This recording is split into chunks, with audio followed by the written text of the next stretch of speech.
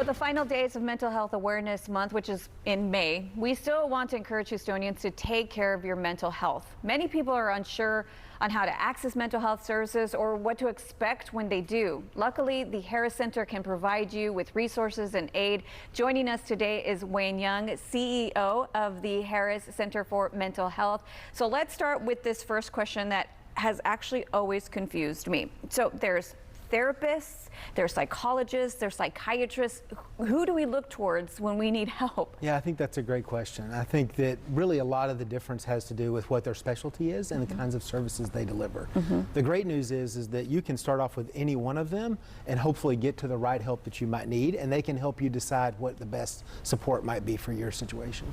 So when we are in a situation where we feel like a loved one needs help, or someone we know, how do we encourage them to seek out help? Yeah, I think part of it is normalizing it, right? People are a little hesitant sometimes to seek supports because of stigma, because of things that they might have heard about mental health. And so normalizing that, supporting them, encouraging talking to them about how routine it is for people to access services and supports, and comparing it sometimes to physical conditions. Like, we wouldn't be concerned about getting help if our throat was sore or if we had the flu, perhaps. Yeah, so when someone finally takes that first step, what is that first visit like?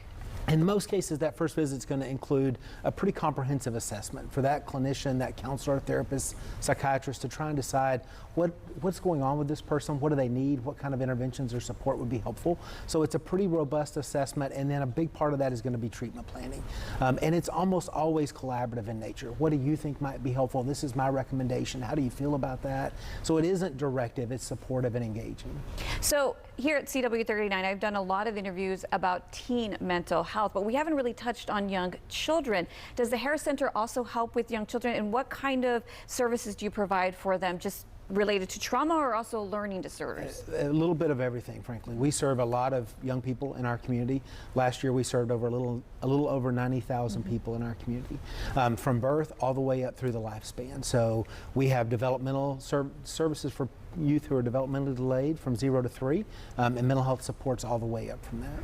So we've just got a few more seconds, but I want to talk to you about young children and negative feelings. How can a parent deal with that, and is that something also that you can help us with? Absolutely, and so it is not uncommon at all for youth and adults, frankly, to have those kind of feelings and the hesitation. So normalizing that, providing an alternative perspective, talking about negative self-talk and how to get out of that and how to break that habit, and providing alternatives as well. Yeah, negative self-talk, that gets us all, doesn't it?